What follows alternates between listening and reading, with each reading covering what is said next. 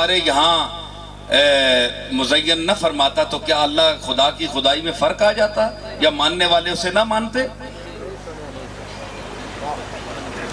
پتا تھا کہ لوگ اوپر دیکھیں گے کہیں گے اندھیرا ہی اندھیرا ہے،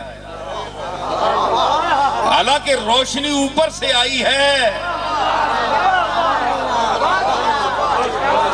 میری باتیں سمجھیے میں کیا کہہ رہا ہوں، حالانکہ روشنی اوپر سے آئی ہے لیکن اوپر اندھیرا ہے۔ فرمایا نہیں، ہم نے اہتمام کیا ہوا ہے۔ تم اپنی محفلیں سجاتے ہو اپنی خوشی کے لیے، اپنے ذوق کی تسکین کے لیے، تو میں نے بھی کائنات کو سجایا ہے، بنایا ہے، ٹھکانے سے دیکھو ذرا۔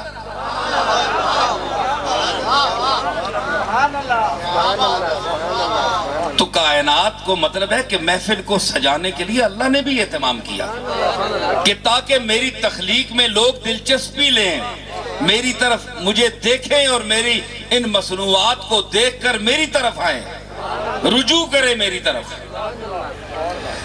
تو یہی چیز ہے محبت کی، ذوق کی، اور اللہ نے پھر اس آیت میں حکم دیا، قل، ان سے فرما دیجئے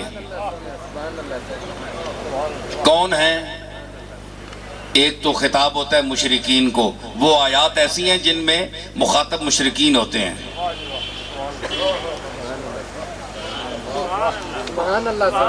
ٹھیک ہے، لیکن یہاں اگر آپ کہیں جناب کہ مشرکین مخاطب تھے، مشرک تو خوش ہوتا ہی نہیں کملی والے کی ولادت پر۔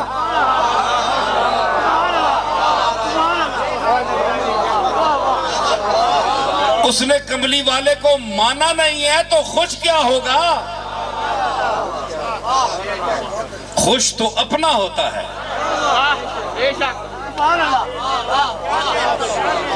بچہ اگر پیدا ہو محلے میں تو وہ لوگ خوش ہوتے ہیں جو اس گھر والوں سے تعلق رکھتے ہیں۔ جتنا جس کا تعلق ہے وہ خوشی کا اظہار کرے گا، جتنا جو غیر متعلق ہے وہ نام بھی نہیں لے گا، وہ کہیں بچے ہوتے رہتے ہیں، کوئی ایسی بات نہیں ہے، کوئی نئی بات تو نہیں ہے۔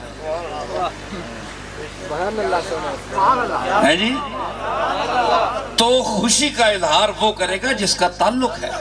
اگر اس آیت کے مخاطبین مشرک ہیں تو اللہ یعنی مشرکوں کو معاذ اللہ فرما رہا ہے کہ قل بفضل اللہ وبرحمتہ فبذالک فلیفرحوا، کہ اللہ کی رحمت اور فضل پر خوش ہو۔ نہیں، یہ ایسی بات نہیں ہے۔ یقیناً مومنین سے خطاب ہے، مومنین سے خطاب ہے۔ دیکھیں نا اس کا منطقی نتیجہ میں آپ سامنے پیش کر رہا ہوں کہ ایک آدمی جو ہے وہ مان ہی نہ رہا، اس کو نہیں مان رہا تو اس کی کسی بات کو کیا مانے گا؟ تو ظاہر ہے مومنین جو، اور صرف صحابہ جو حضور کے دور کے مومنین تھے وہ بھی مخاطب نہیں ہیں۔ مخاطبین اول وہ ہیں، لیکن اس کے بعد قیامت تک جو مومن آئے گا وہ اس کا مخاطب ہے۔ اب میں مومنین سے خطاب کر رہا ہوں، وہ میرے مخاطب ہیں جن کو اللہ نے مخاطب کیا، ان سے میں مخاطب ہو کے کہہ رہا ہوں کہ اللہ فرما رہا ہے قل بفضل اللہ وبرحمتہ فلیفرحوا، کہ اللہ کے فضل اور رحمت پر، انہی چیزوں پر فلیفرحوا، رحمت پر اور فضل پر خوش ہو، خوشی مناؤ۔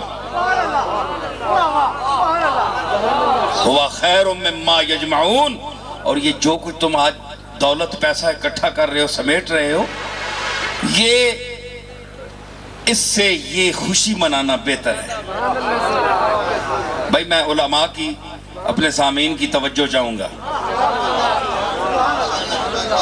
اپنی ذہانت کا ثبوت دیں اور میری گفتگو کے ساتھ چلیں۔ سمجھ آئی؟ ہوا خیر مما یجمعون، یہ خوشی منانا بہتر ہے اس چیز سے جو کچھ وہ جمع کرتے ہیں، پیسہ، دولت، ہڑپ کرتے ہیں، لوٹتے ہیں، مختلف ذرائع سے اکٹھا کرتے ہیں۔ اس سے بہتر ہے کہ اللہ کے فضل پر اور اس کی رحمت کو دیکھ کر خوشی مناؤ۔ اب سوال یہ پیدا ہوتا ہے بھائی یہ تو مطلق رحمت ہے، اللہ کا فضل ہے، جس کو اللہ نے دے دیا ہے چلو جی خوشی مناؤ۔ خوشی کس طرح مناؤ گے؟ کیا کرو گے؟ لندن چلو جاؤ گے؟ امریکہ چلے جاؤ گے؟ یہ خوشی منانا ہے؟ دیگیں پکاؤ گے؟ چاول تقسیم کرو گے؟ کیا اظہار خوشی کا ذریعہ کیا ہے؟ اظہار کا طریقہ کیا ہے؟ دیکھیں نا، اللہ نے تو فرما دیا کہ قل بفضل اللہ ہے۔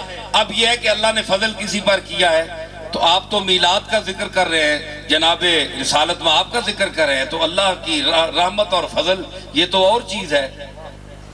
اس آیت کو یہاں تم کیسے فٹ کر رہے ہو؟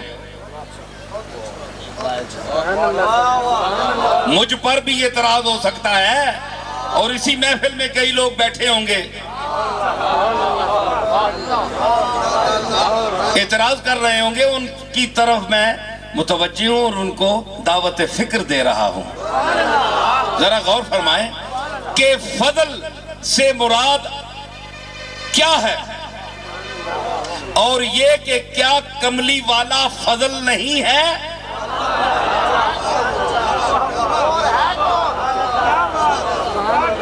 کملی والا کیا فضل نہیں ہے؟ ایک بات، کیا کملی والا رحمت نہیں ہے؟